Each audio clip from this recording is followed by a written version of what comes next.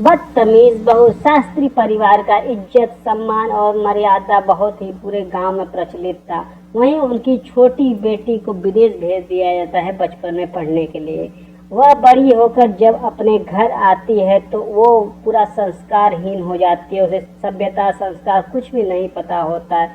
वहीं वह अपने घर में आके शॉर्ट्स पहनकर, कान में हेडफोन लगाकर, गाना गाकर घूम घूम के गायक चिल्ला चिल्ला के गा रही थी। ये देखकर शास्त्री जी ने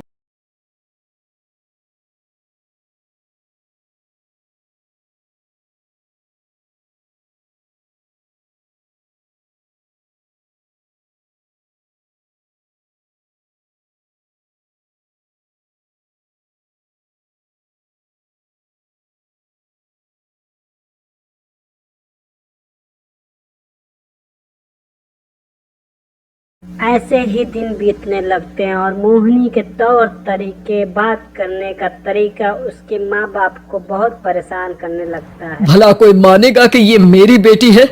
रीति रिवाज और संस्कारों से तो इसका दूर दूर तक कोई नाता नहीं, और अब तो लगता भी नहीं कि कभी होगा। अरे ऐसे कैसे नहीं होगा? लड़कियां सारे नखरे अपने माँ बाप को ही दिखाती है। ससुराल जाकर उन्हें सब कुछ करना भी पड़ता है और मानना भी। शास्त्री जी बात मान जाते और मोहिनी का रिश्ता निखिल के साथ पक्का करते थे, जो उनसे ज्यादा इज्जतदार और रईस परिवार आता है। रिश्ता तो पक्का कर दिया, पर यहाँ मोहिनी को कैसे मनाएंगे?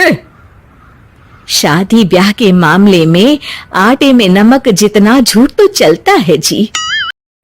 शास्त्री जी कोई ना कोई तिकड़म लगा के मोहिनी और निखिल की शादी को तय कर देते हैं और शादी भी हो जाती है। वहीं ससुराल पहुंचकर मोहिनी अपने असली अवतार में आ जाते हैं। यह सब देखकर उसकी सास उससे कहती है, अरे ये क्या बेशर्मी है, हमारे घर की लड़कियां जींस तक नहीं पहनती और तुम बहू होकर इतने छोटे कपड़े पहनकर पूरे घर में घूम रही हो। सीरियसली मॉम, प्लीज आप अपनी इस 80 के दशक वाली सोच में मुझे इंक्लूड मत करो।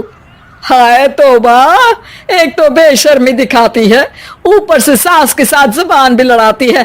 अरे जल्दी कपड़े बदल कर आ, घर की पहली आरती तुम्हें ही करनी है।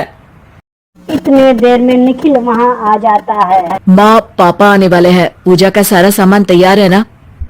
ये पूजा हमेशा मेरे बॉयफ्रेंड्स के पीछे पड़ी रहती थी और अब हस्बैंड के पीछे भी आ गई। सासू माँ तो अपने सर पकड़ लेती है, लेकिन वहीं निखिल कैसे भी कन्विंस करके मोहिनी को साड़ी पहनने के लिए मना लेता है और वह पूजा में लग जाती है।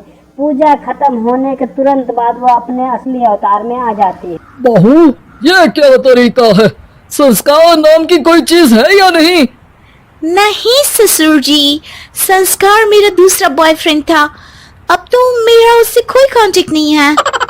यह सब सुनकर ससुर जी बाहर चले जाते हैं और भगवान का नाम लेने लगते हैं। वहीं सास और बहू में अनबन होने लगती है और झगड़े होने लगते हैं। वहीं मोहिनी ये बात न सुनकर बाहर चली जाती है और घर रात देर को आती है।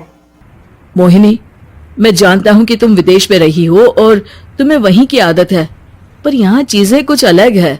अगर तुम उस हिसाब से कुछ एडजस्ट कर लो तो सबके लिए सही हो जाएगा। I am not in a lecture mood. Good night. अगले दिन सुबह मोहिनी फिर वही ड्रेस पहन के घर के बाहर आ जाते, जिसे देखकर सास गुस्सा हो जाती है। सभी कुछ कहने से पहले मोहिनी के दो दोस्त वहां आकर खड़ी हो जाती हैं। Oh hi darling, how are you? OMG, we missed you so much. I missed you too darling. Ram Ram, इन्होंने तो तुमसे भी छोटे कपड़े पहने हैं। अरे तुम लोगों के अंदर कोई शर्म लिहाज बाकी भी है या सब बेच खाई? मोहिनी, तुम्हारी मेड कुछ ज्यादा नहीं बोलती? मोहिनी की दोस्त मोहिनी के सास का मजाक उड़ाने लगती हैं। यह सब देखकर निखिल को बहुत गुस्सा आता है और वह उन दोनों को बहुत भला बुरा बोलता है। इससे वह गुस्सा होकर दोनों वहां से चली जाती हैं, लेकिन मोहिनी को बहुत गुस्सा आता है और वह निखिल को घूर घूर कर देखने लगती है। घूर क्या रही हो? तुमसे शादी की ये सोचकर कि विदेश में पढ़ी लिखी हो, घर में कोई पॉजिटिव चेंज लाओगी। अपनी करियर के एम्बिशियस होगी, पर अपने इस बिहेवियर से उस पढ़ाई के साथ साथ अपने मम्मी पापा के नाम को भी डुबो रही हो। अगर तुम्हें ऐसे ही हाल रखना है तो यहाँ रहने की कोई जरूरत नहीं है।